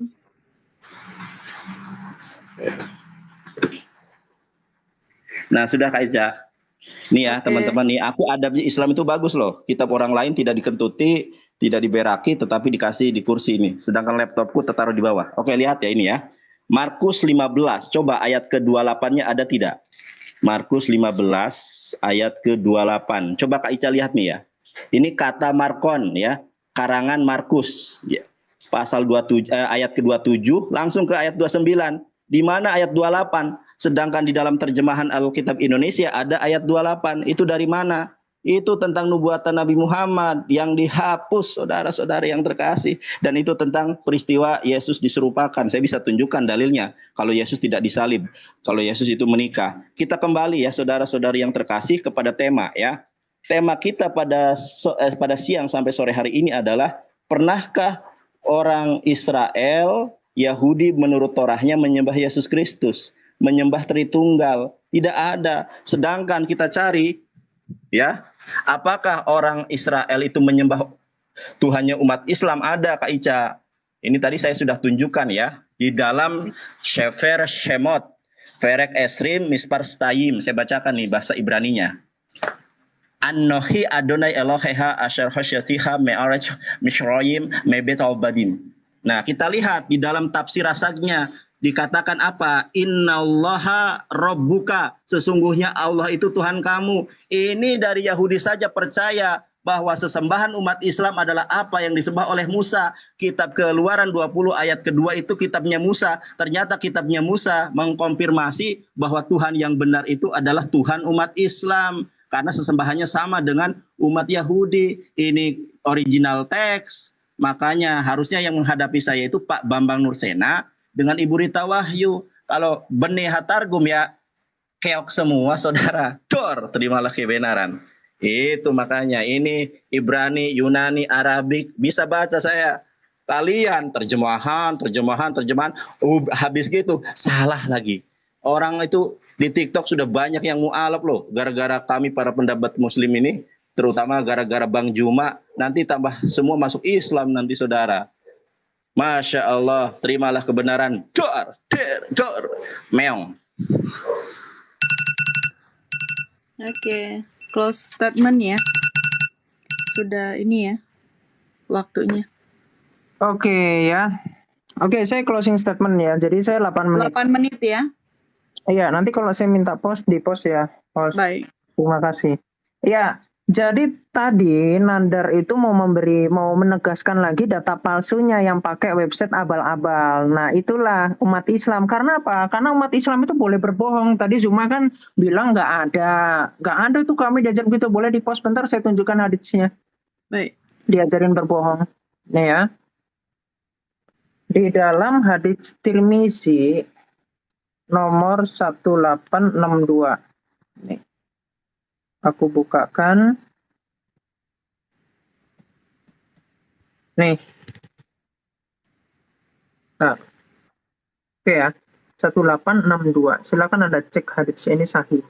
Di sini dikatakan gini, Muhammad bersabda, kedustaan itu, jadi ingat ya, kenapa umat Islam itu suka berbohong? Contohnya seperti Nandar, saya dikik bilangnya saya dikik dibilangnya saya kabur. Nah ini kayak Nandar ini suka bohong sama Zuma. Itu karena ajarannya Muhammad itu ajaran berbohong. Nih ya, kedustaan itu tidak halal kecuali, jadi berbohong itu tidak boleh kecuali pada 3 hal. Nih, Anda lihat di papan. Apa? Seorang suami yang berbicara terhadap istrinya agar istrinya ridho, misalkan selingkuh gitu. Nah, boleh berbohong, itu ajarannya Muhammad.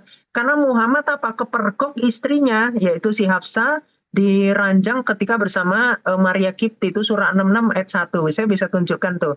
Muhammad mengatakan, diam, jangan beritahu siapa-siapa. Itu, jadi suka bohong, ajarannya siapa? Muhammad, ya suka selingkuh. Itu sama budak ya. Kemudian kedustaan pada peperangan. Jadi ketika perang, ini kalau dicek asbabul wurudnya, nanti ketika pasukannya dikit, boleh berbohong. Kenapa? Karena ini untuk menunjukkan kalau Allah itu tidak maha kuasa, sehingga berbohong untuk kemenangan gitu. Tapi ketika pasukannya banyak, diparit-parit itu, dipotongin semua leher orang. Ya, jadi udah nyolong, kemudian dipotong leher orang. Itu saya bisa tunjukkan datanya nanti di sirah. Kemudian yang ketiga, kedustaan yang dilakukan dalam rangka untuk mendamaikan sesama manusia. Jadi misalkan ini kayak tadi si Nandar, supaya di sini Nandar dengan umat-umat Islam supaya kredibilitasnya itu tetap terjaga, makanya dia berusaha berbohong. Itulah yang diajarkan oleh Muhammad yang diikuti. Makanya saya bilang umat Islam itu bukan menuhankan Allah, tapi Allah lah Tuhannya. Kenapa? Karena ketika seseorang sholat saja, itu oleh Muhammad itu dipanggil, ketika dia nggak menjawab, itu dimarahin. Itulah kenapa saya bilang Muhammad itu lebih tinggi daripada Allah. Dan saya masih banyak premis-premis yang lain. Misalkan surah 33 ayat 56. Ketika Allah dan para malaikat sholawat kepada Muhammad, dan kemudian manusia disuruh sholawat kepada Muhammad.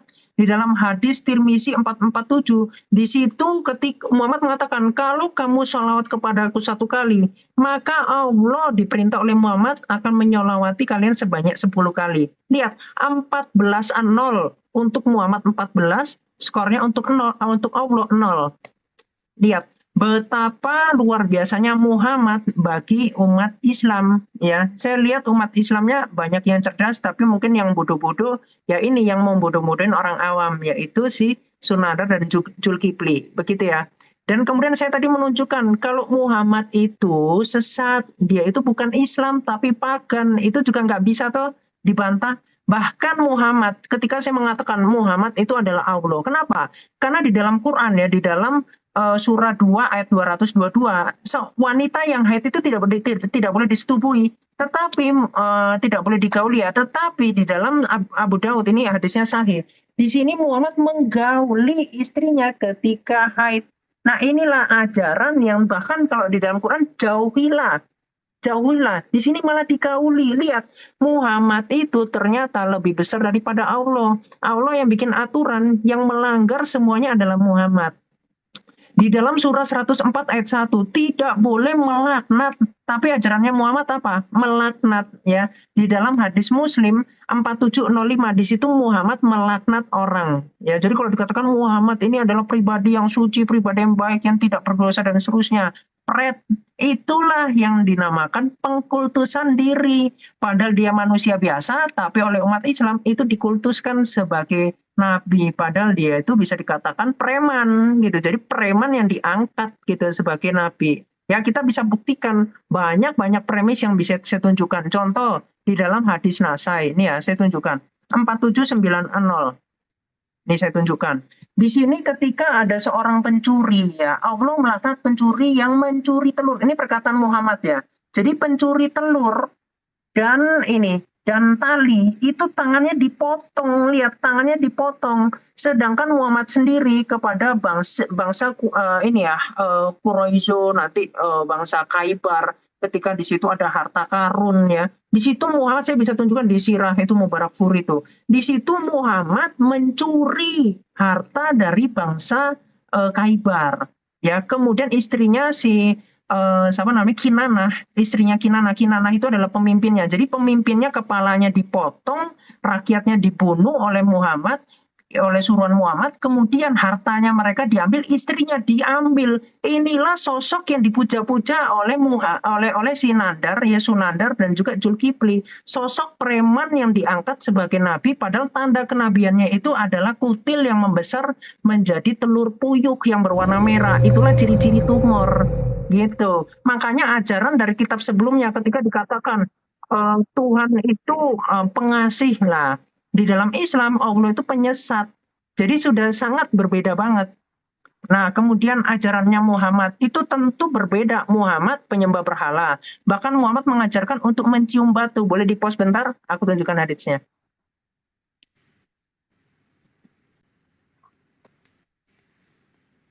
Oke, di dalam hadis Nasai 2888. Di sini dikatakan gini, ini sahabat Muhammad pun yang seorang yang Hanif, itu dia mengatakan Umar mendatangi Hajar Aswad kemudian berkata, sungguh saya mengetahui bahwa engkau hanyalah batu. Lihat, hanyalah batu. Kenapa batu malah dicium-cium oleh umat Islam? Itu ajaran siapa? Allah. Anda coba cari di dalam Quran, mana buktikan ada ajaran Allah untuk mencium batu. Ya, kalian itu disuruh untuk mengikuti ajaran Ibrahim di surah 16 ayat 123. Tapi kenapa kalian malah mencium batu? Ini kan tradisi pagan. Ini adalah tradisi Watsinia. Ya, jadi tradisi pagan yang dicontoh oleh umat Islam. Jadi pengikut Muhammad ini bukan Islam sebetulnya, tapi apa? Pagan. Itu yang tidak mau disadari, padahal sudah ditunjukkan berkali-kali, tapi tetap bilang kami ini pengikut Allah, penyempurna. Padahal yang di dalam surah Al-Maidah ayat 3 yang disempurnakan itu agama Islam. Makanya belajar baca lagi ya. Di sini dikatakan, dan seandainya saya tidak melihat Muhammad menciummu, maka saya tidak akan menciummu. Ini loh. Otak kalau sehat, ya sahabatnya Muhammad, ini kan pada akhirnya ketika Muhammad mati itu mereka pindah ke Kristen, ya. Jadi mereka pada murtad semua. Kenapa mereka nggak berani murtad ketika ada Muhammad? Karena di dalam Nasai 3991, siapa yang mengganti agamanya, maka bunuhlah. Itulah ajarannya Islam. Ganti agamanya dibunuh. Kenapa? Karena Islam adalah agama politik. Yang ketika dia pindah agama, maka dibunuh. Makanya sahabat pada takut. Bahkan orang Yahudi pun saat itu mengikuti Muhammad, ya kena prank ternyata Muhammad itu makan unta, bahkan kencing unta diminum. Itu kan haram di dalam ajaran Ibrahim. Ya, di dalam Ulangan 14 ayat 7. Di situ nggak boleh meminum memakan unta, itu nggak boleh. Jadi ajaran penerus apa? Ajaran penerus atau ajaran pengkultusan seseorang yang ngaku-ngaku sebagai nabi? Di sini saya lihat Umar ini adalah orang yang cerdas, karena ketika Hajar Aswad ini hanyalah batu yang adalah ajaran Watsiniyah atau pagan Quraisy, kemudian dia mengatakan kalau bukan karena Muhammad yang mencium, dia tidak akan mencium. Jadi ya teman-teman Islam, jadilah Islam yang cerdas, bukan mengkultuskan manusia, gitu ya. Karena kalian akan menyembah Muhammad itu sesuai dengan surah 33 ayat 56. Baca itu di dalam ensiklopedia Al-Qur'an. Oke, Kalian berdoa kepada Muhammad. Yesus Oke, selesai. hari ini Tuhan Yesus memberkati. sudah kelar ya. Wis, mantap Sudah sekali didapat ya. kita mendengarkan penjelasan Islam dari orang yang tidak bisa baca kitab. Luar biasa, kita tak terkalahkan Ustazi. Tak terkalahkan. Hebat sekali kiamat ini, benar-benar luar biasa, masya Allah. Ilmunya saya terkagum-kagum melihatnya. Iya, ya, Masya belajar Allah. lagi ya kalian ya. Oke, Iya, begitu iya, ya Kak iya, Ica. Terima Iya, kasih. iya, Semoga iya, teman-teman iya. Islam mendapatkan Iya, iya, jalan iya. yang lurus. Karena jalan Iya, oh, jalan yang lurus itu lurus. hanya ada di dalam Tuhan Yesus. Nyembah Gitu ya. manusia. Dengan Muhammad Iya, bukan iya, Islam iya, gitu ya. iya. Oke, Iya. Tuhan Yesus Oh. memberkati. Semoga para Terima kasih, polemik Oh Kiamat. Tuhan Yesus, bertobat. sejak kapan Iya. Yesus menjadi Iya. Tuhan? Oh lala, Oh. Mama Biasa. Kita Iya. tak terkalahkan Ustazi, bukan karena kita hebat, tetapi karena kebenaran Islam. Dibahas apa, temanya apa. Kita bahas itu loh. Kita senantiasa konsisten untuk membahas apakah yang disembah Musa dalilnya dari Yahudi sendiri, bukan dari Islam. Gurunda Juma dari perspektif Islam, saya dalam perspektif Yahudi.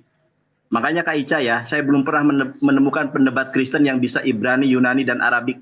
Terjemahan. Kalau pendebat Muslim ada Syu'eb, evangelis. Ini Gurunda Juma juga bisa loh, tapi dia tawadu orangnya. Bisa ini beliau ini. Ya, saya cuman bilang Baik, gini, kalau kita beli produk, misalnya produk dari Jepang, usahakan bisa mengerti penjelasan produk itu dalam bahasa original teksnya. Jangan sampai udah dirubah-rubah, kan gitu. Seperti misalnya kita beli lipstick ya dari buatan Jerman, ya harus cari orang yang bisa membaca tulisan Jerman supaya dia bisa menjelaskan apa kandungan lipstiknya. Jangan sampai nanti lipstiknya itu berisi racun lagi, jadi bibirnya nggak merah lagi dong nanti, kan gitu. Bukan begitu Mbak Ica? Ikut aja saya. Ustazi jangan open cam. Wah nanti pesonanya bisa ini. Open cam Enggak. lah. Mbak Ica ini teman kita, dia orangnya Ya, baik. Kak Ica makasih ya Kak Ica, ini saya betah di room ini ya, karena dari ini sangat adil sekali. Ya saya betah bener. Makanya ini saya apresiasi Kak Ica. Mudah-mudahan Kak Ica suatu saat dijamah Tuhan, ditangkap, dipilih, Iya. dipulihkan. Pesan menjadi manusia. Pesan saya satu untuk Mbak Ica, tolong belajar Bible dengan sungguh-sungguh, dengan akal budi. Itu aja pesan saya. Baik. Oke, terima kasih ya. Di sini udah maghrib. Ya Iya. kita ya udah saya pamit ya. Terima kasih Assalamualaikum. banyak ya Bang Makasih, Juma. makasih. Terima Ya kasih teman-teman banyak, di typing Bang Yonatan. yang di typing bawah di komalnya saudari kita yang cantik ini, dan juga kepada teman-teman yang ada di YouTube dan saudara saya Jonathan Nandar, adik saya yang ganteng ini. Terima kasih banyak, antum luar biasa. Saya akhiri, salam tauhid, salam satu Tuhan, Allah Akbar. Assalamualaikum warahmatullahi Ya. wabarakatuh, dan Thank you. semangat petang. Ya, makasih Gurunda. Saya juga haturkan terima kasih kepada Kak Ica. Dan saya secara pribadi, kalau ada jarum yang patah, jangan disimpan di dalam peti. Apabila